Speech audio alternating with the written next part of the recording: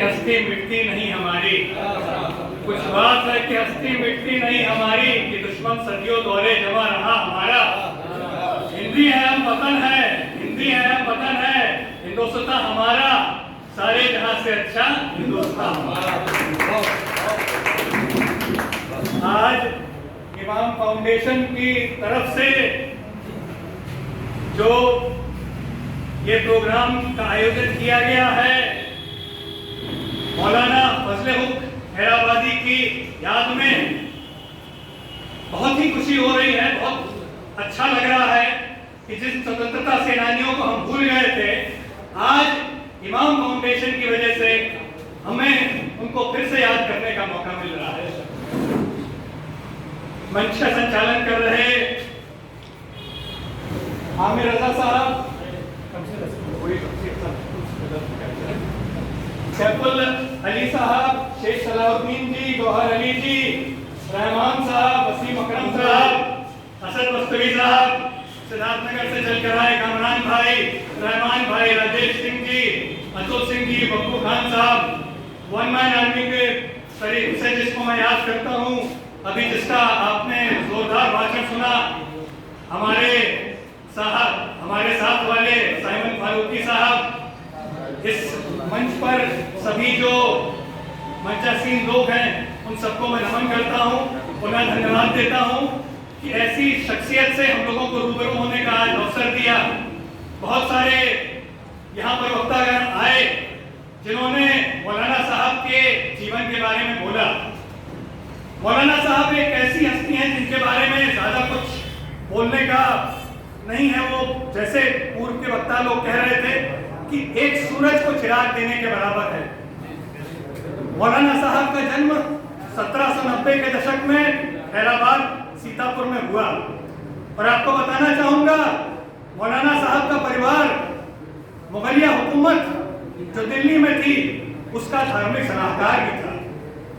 धर्म के बारे में जो भी बातें होती थी, जो भी सलाह देनी होती थी मुगलिया हुकूमत को, कोई छोटे मोटे लोगों को नहीं, मुगलिया हुकूमत को जो भी सलाह देनी होती थी वो मौलाना साहब का ही परिवार देता था। लेकिन जब जंग आजादी का ऐलान हुआ 1757 में, जैसे आपको मालूम होगा, लॉर्ड रॉबर्ट क्लाइव और उस समय बंगाल में हमारे सिराजुद्दौला के बीच बैटल ऑफ प्लासी हुई। बैटल ऑफ प्लासी के बाद यहाँ पर मुगलिया हुकूमत खत्म हुई और ब्रिटिश सरकार, ब्रिटिश साम्राज्य हिंदुस्तान में आ गया। ब्रिटिश आक्रामकता यहाँ आ गए। लेकिन ये मौलाना साहब जैसे लोग थे जिन्होंने 1857 की जब गदर हुई तो जैसा यहाँ पर आप बता रहे थे, उन्होंने अपनी नौकरी छोड़कर जो भी हमारे साथ जो स्वतंत्रता संग्राम में जो लोग जो थे उनके साथ वो जुड़े और ब्रिटिश हुकूमत का उन्होंने, ब्रिटिश हुकूमत के खिलाफ उन लोगों ने एक जंग छेड़ी, एक मुहिम चढ़ी। 90,000 लोगों को, 600 उलेमाओं को उन्होंने अपनी तरफ किया और जंग आजादी का उन्होंने ऐलान किया। हम उन मौलाना हैदराबादी का हम लोग नमन करते हैं। और जब जंग में हम लोगों को जीत नहीं मिली तो उनको काले पानी की सजा दे दी गई। काले पानी की सजा दी गई। 22 महीने तक वो अंडमान में रहे और उसके बाद 22 महीनों के बाद उनका निधन हुआ। मेरा ये सौभाग्य है कि मैं जब अंडमान गया था, मैं सेलुलर जेल गया था, उसके बगल में उनकी एक दरगाह है जहां पर उनकी शहादत हुई। वो दरगाह पर मुझे जाने का मौका मिला था। मेरी खुशकिस्मती है कि आज उनकी याद में हम लोग इतना बड़ा कार्यक्रम कर रहे हैं। कुछ यहाँ पर वक्ता आए जिन्होंने कहा कि उनका नाम उन्होंने पहली बार सुना है। आप लोगों में से बहुत लोगों को मालूम नहीं होगा, लेकिन मौलाना साहब एक बहुत बड़े शायर भी थे, एक बहुत बड़े लेखक थे, एक बहुत बड़े विद्वान भी थे। और आज की तारीख में मौलाना साहब को आप लोग भले ही ना जानते हो, लेकिन मौलाना साहब के वंशज, मौलाना साहब के परपोते जावेद अख्तर साहब को, जोया अख्तर साहब को, फरहान अख्तर साहब को आप लोग जरूर जानते होंगे। ये सब लोग मौलाना साहब के ही परिवार के हैं, मौलाना साहब के परपोते लोग हैं। लेकिन आज मौलाना साहब का नाम पूरे हिंदुस्तान में बहुत ही ज्यादा है और हम सब लोग मौलाना साहब को याद करते हैं। जैसा आपने बोला, ये हिंदुस्तान न मेरा है तुम्हारा है, ये हिंदुस्तान सबका है। आज आजादी के 78वें स्वतंत्रता दिवस के बाद हम लोग मौलाना साहब को याद कर रहे हैं। 1857 की गदर के बारे में हम लोगों ने बोला, लेकिन उसी गदर के बाद हम लोगों ने अंग्रेजों के साथ लड़ाई लड़ी और 1947 में हम लोगों को आजादी मिली। आजादी की लड़ाई में हम लोग उन सब शहीदों को आज हम लोग नमन करते हैं, याद करते हैं, जिन्होंने इस लड़ाई में बढ़ चढ़ कर हिस्सा लिया। हम लोग महात्मा गांधी जी को याद करते हैं। साथ ही साथ हम लोगों को एक और नाम नहीं बुलाना चाहिए, हम लोगों को पेशावर में जामने खान अब्दुल गफ्फार साहब का नाम भी नहीं बुलाना चाहिए, हम लोगों को उनको भी नमन करना चाहिए। हम लोग उनको बादशाह खान के नाम से याद करते हैं। 1920 तक जब जंग आजादी की लड़ाई हम लोग लड़ रहे थे, उस समय तक पूरी आजादी की लड़ाई हम लोग ठीक तरीके से नहीं लड़ रहे थे। केवल बड़े बड़े लोग ही थे, जो कि एक कांग्रेस बन गई थी, बड़े बड़े लोग थे, ये सूट बूट पहनकर सब फैसले ले लिया करते थे, डिसीजंस ले लिया करते थे।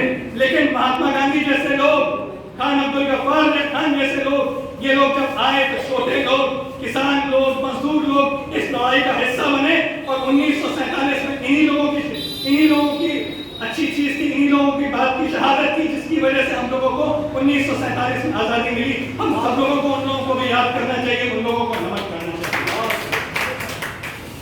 कल आपको जैसे मालूम होगा, कल हम सब लोगों का रक्षाबंधन का एक त्योहार है। ज्यादा बात नहीं करूंगा, खान साहब के बारे में, मौलाना साहब के बारे में आप लोग बात कर चुके हैं, लेकिन हिंदू मुस्लिम एकता के बारे में बहुत लोग यहाँ बात कर रहे हैं, तो उसी की एक मिसाल या उसकी एक कहानी आप लोगों को सुनाना चाहूंगा। रक्षाबंधन का त्योहार है, हिंदुओं का त्योहार है, आप लोगों को जानकारी होगी उसकी रक्षाबंधन के त्योहार की। रक्षाबंधन का त्योहार कब हुआ?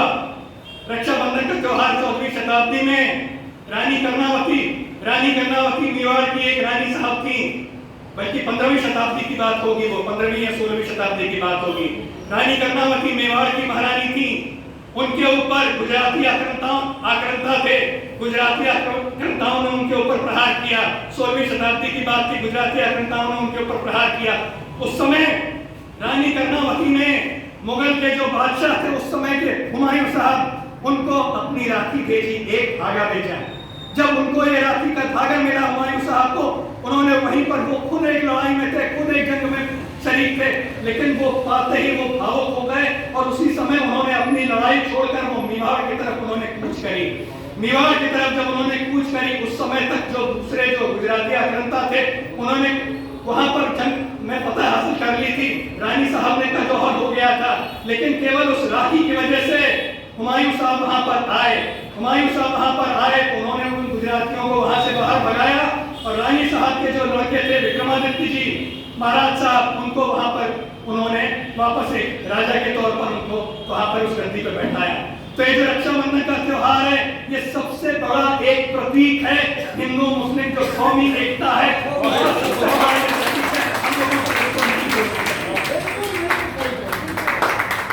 बहुत बातें हो गई हैं, तो इसलिए मैं अपनी जो वाणी है, ये सरहद पार थोड़ी दूर पर हमारे गोरखपुरी साहब हैं, उनकी कुछ पंक्तियां मुझे याद आती हैं, उन्हीं के साथ मैं अपनी बात खत्म करना चाहूंगा। सरजमीने हिंद में अक़वामे आलम के फिराक, सरजमीने हिंद में अक़वामे आलम के फिराक, काफिले बसते गए हिंदुस्तान बनता।